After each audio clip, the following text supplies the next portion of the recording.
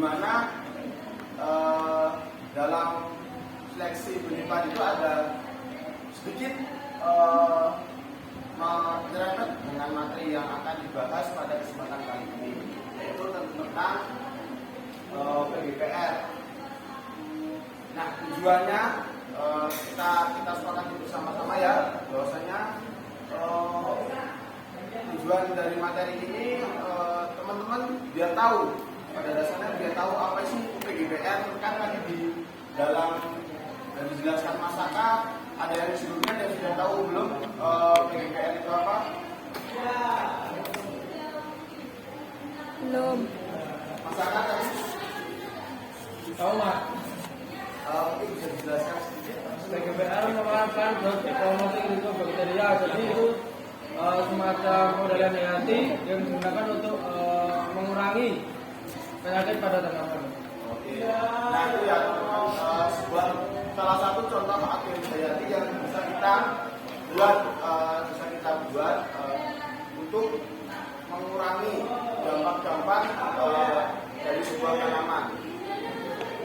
Jadi tujuannya, setuju ya teman-teman, bahwasanya biar teman-teman tuh tahu apa sih itu PGPR, dan selanjutnya bagaimana sih cara menggunakan maupun cara memakai dari PGPR tersebut. Sebelumnya ada yang pernah memakainya atau belum dari Mas Latif mungkin? Belum. Mas Aka sudah pernah mencoba menggunakan PGPR belum? Ya. Pada tanaman padi ya Mas? Iya. Salah satu contohnya tuh bisa digunakan ya teman-teman, bahwasanya PGPR itu bisa digunakan dalam proses pengeraman di benih padi.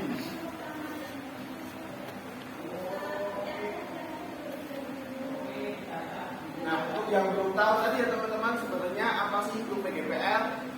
PGPR adalah plant growth promoting rizobacteria, yang dimana merupakan salah satu jenis bakteri yang hidup di sekitar perakaran tanaman, di mana bakteri ini hidup secara berkoloni yang memberikan keuntungan dalam proses fisiologi tanaman dan pertumbuhan.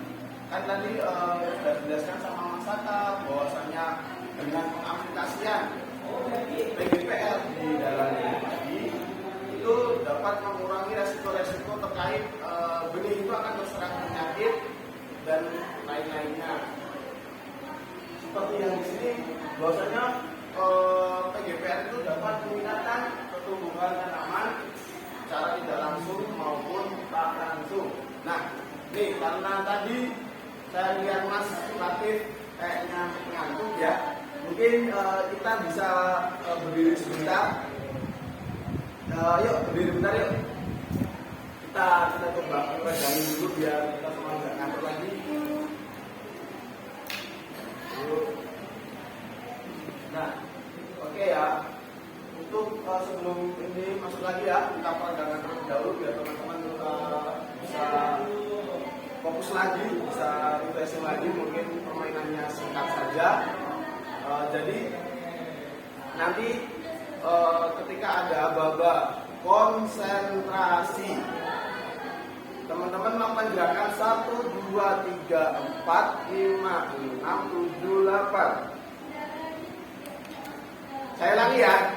Jadi konsentrasi 1, 2, 3, 4, 5, 6, 7, 8.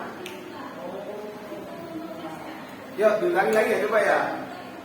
Konsentrasi 1, 2, 3, 4, 5, 6, 7, 8. Jadi 1, 2, 3, 4, 5, 6, 7, 8. Ini Mas Saka. Kita ulangi lagi ya. Bareng-bareng. Kalau kompak nanti jos. Ada hadiah. Yuk, kita ulangi bareng-bareng. Ketika ada aba-aba konsentrasi langsung jawab 1, 2, 3, 4, 5, 6, 7, 8. Oke ya? Oke. Konsentrasi 1, 2, 3, 4, 5, 6, 7, 8. Pusing enggak? Itu kan. Kita ulangi. Karena belum itu ya. Yo. Konsentrasi 1, 2, 3, 4, 5, 6, 7, 8. Masa kayaknya langsung bingung deh. Enggak. Semua itu. Yo, ulangi sekali lagi, yuk, sekali lagi. Ya. Itu tadi kan 1, 2, 3, 4, 5, 6, 7, 8. Konsentrasi 1, 2, 3, 4, 5, 6, 7, 8. Ya. Oke, lanjut. Mulai ngerti sudah mulai lagi. Kita lanjut. Nah dari tadi tuh dari udah yang disampaikan, kan udah tahu ya teman-teman bahwasanya manfaat dari PGPR itu dapat meningkatkan pertumbuhan dari tumbuhan secara tidak langsung maupun langsung. Nah dari sini teman-teman udah tahu belum sebenarnya apa itu tadi PGPR? Mungkin bisa dijelaskan dari bagaimana saja.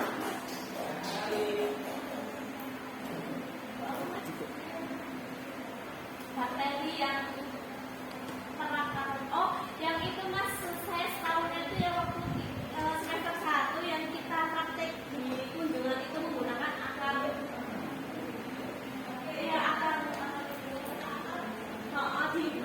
dan ember. Ya benar Pak, mungkin semester 1 kemarin mungkin kita sudah pernah ya salah satu praktek buat PGPR ini teman-teman. Nah, kan tadi PGPR itu bisa didapatkan dari perakaran tanaman. Nah, tanaman apa saja yang bisa didapatkan itu banyak banget teman-teman. Misalkan coba Mbak Ivana bisa jelasin nggak kondisi di rumahnya Mbak Ivana itu seperti apa? Kondisi sekitar rumah. Ada sungai? Ada, dengan solo, ada parit, ada tanah kosong, ada. Ya. Di sekitar situ ada tanaman bambu enggak? Banyak banget. Banyak ya? Iya. Mungkin dari Mbak Sinta? Sama juga ada banyak tanaman bambu. Ya nggak ada. Kalau misalkan rumput-rumput liar kayak itu ada ya. Terus dari Mas Faras nih, Mas Faras, kondisi di rumahnya Mas Faras itu kayak gimana? Ada sungai nggak? Enggak. Nggak ada sungai. Ada tanaman bambu? Enggak. Bambu liar nggak ada. Ada tanaman rumput-rumput liar? Ada. Rumput-rumput liar aja ya? Ada. Dari Mas Latif. Ya, gimana? Nah, di rumahnya Mas Latif itu ada sungai? Wonten, Mas. Enten nggih? Nggih. Enten wit pring? Wonten. Kata? Kata, Mas. Biasanya di nopo? Nggih, gawe pager, Mas. Nggih. Gepak, Mas. gepak nggih. Nah, Saka, Iya. gimana? Di rumahnya ada tanaman bambu? Ada. Rumput liar? Kalau di rumah saya enggak ada, tapi Di sekitarnya ada tanaman bambu Oh, ada iya. nggih? Rumput-rumput liar ada nggih? Wonten. Nah, dari sini ya teman-teman bisa diketahui bahwasanya bahan untuk menyiapkan bakteri itu dari perakaran tanaman yang bisa didapatkan dari rumput liar, rumput gajah sehat, seserah dari bawah bambu. Jadi apa? Teman-teman tuh bisa ngambil bakterinya itu dari perakaran tanaman yang sudah ada di sini. Tadi kan sudah dijelaskan bahwasanya ada tuh teman-teman sekitaran itu punya ada rumput liar, ada tanaman bambu. Nah kalau yang tanaman bambu itu kan di bawah tanamannya di tanahnya itu kan biasanya kalau kita pacu itu ada kayak serabut-serabut akar kan. Nah itulah yang kita pakai buat penyiapan bakteri. Gimana prosesnya? Pertama tadi cari rumput, bisa rumput liar, bisa rumput gajah ataupun terserah di bawah rumput bambu atau akar bambu. Selanjutnya cabut, mungkin bisa kalau rumput liar dicabut ya teman-teman. Kalau rumput akar bambu itu bisa dicampur sedikit. nggak apa-apa dengan tanahnya, tapi jangan sampai terlalu banyak sekali tanahnya. Selanjutnya rendam dalam air masak. Maksudnya air masak tuh gimana? Ada yang tahu? Air matang. Air matang ya, tapi jangan mendidih. Air yang sudah matang. Jangan mendidih, jangan panas. Jadi enggak, air galon yang sudah dipanaskan. Harus didinginkan. Terus selanjutnya adalah air rendaman dari rendaman ini tadi akar-akaran tadi itu dapat dijadikan sebagai bahan dari sumber bakteri dalam proses pembuatan PGPR. Nah, selanjutnya kita lanjut ke proses penyiapan gimana cara menjadikan PGPR itu bisa berguna atau bisa dapat dipakai untuk tanaman. Ada bahan-bahannya, itu ada air bersih, teman-teman, air bersih 20 liter ini bisa dari air sumur, teman-teman, air sumur di rumahnya teman-teman, ataupun pakai air galon, silakan, tidak masalah. Terasi sebanyak 1 on atau 100 gram. Katul, ada yang tahu katul? Bedak. Katul apa? Bedak, oke. Jadi katul atau bedak itu sebanyak setengah kilo.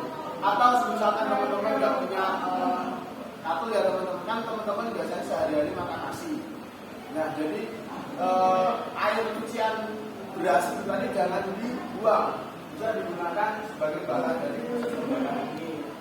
Dan bisa dari gula sebanyak 200 gram atau 2 on dan kapur mati atau injet sebanyak 1 sendok teh. Nah, caranya gimana? Seperti yang di awal tadi, kita harus pertama setelah air bersih itu disiapkan, kita panaskan. Sebenarnya ini enaknya kita sambil pakai ya teman-teman, karena kebetulan saya tidak di bawahnya. Mungkin teman-teman kalau ingat kita kembali ke masa lalu, saya pernah mempraktekkan ketika teman-teman bersama Mas Latif dan Mas Latif ingat tentang pembuatan PGPR ini. Yang pertama adalah memanaskan air hingga air itu mendidih. Yang kedua adalah memasukkan semua bahan-bahan itu tadi, dari air bersih, terasi, katul, gula, dan itu tadi ya teman-teman, sudah semuanya dimasukin, diaduk di dalam air yang sudah mendidih tadi. Setelah sudah sampai masak atau sampai mendidih, dinginkan sampai suhu larutan itu sesuai sama dengan suhu sekitar suhu ruangan. Lalu disaring tadi larutan itu tadi disaring, dan larutan tadi itu siap jadi salah satu media tumbuh seperti yang ada di gambarnya Mas Saka itu tadi, yang berwarna semu kecoklatan yang ditaruh di dalam itu tadi. Ini tadi ya proses pembuatannya. Nah, mungkin tadi kan di Mas Saka ada pengaplikasiannya di benih padi, gimana Mas? Pengaplikasian dari PGPR, apakah semua PGPR itu satu galon itu digunakan untuk perendaman atau hanya digunakan beberapa konsentrasi saja atau dicampur dengan air? Jadi ya seperti itu Mas, 10 ml per liter. Nah, jadi perlakuannya itu banyak banget ya teman-teman, bahwa PGPR itu bisa digunakan untuk benih, untuk tanaman dan lain-lainnya. Dimana kalau untuk benih tadi sudah dijelaskan dari Mas Saka, konsentrasi yang dipakai adalah 10 ml dari PGPR yang sudah kita buat tadi, dicampur dengan 1 liter air bersih. Terus kalau untuk perlakuan pada bibit itu sama, konsentrasinya tetap 10 ml per air, dan dimana jika untuk stek dan biakan itu tinggal di rendam aja steknya itu di dalam air itu untuk mempercepat proses tumbuh. Nah, kalau pada tanaman itu gimana? Tanaman ini lebih sedikit, bahwasanya tadi ada 5 mili atau setengahnya setiap satu pinggir. Bisa disiramkan ataupun bisa dikocokkan ataupun bisa di Marung tengah. Marung tempat. Marung yang penilaian Nah, jika diperkirakan sendiri dengan umur dan jenis tanaman sebagai ukuran dari penyiraman pelajaran sampai dengan selesai. Nah, dari sini teman-teman di sini ada yang mau mencoba membuat PGPR atau enggak? Mau. Mau ya? Nah, coba tadi kalau kan tadi entah di waktu kita refreshing tadi ya teman-teman bahwasanya udah tak jelasin kalau ada yang itu dapat hadiah. Coba ada yang tahu enggak? Tadi yang sudah saya jelaskan bahwasanya apa itu PGPR, mungkin ada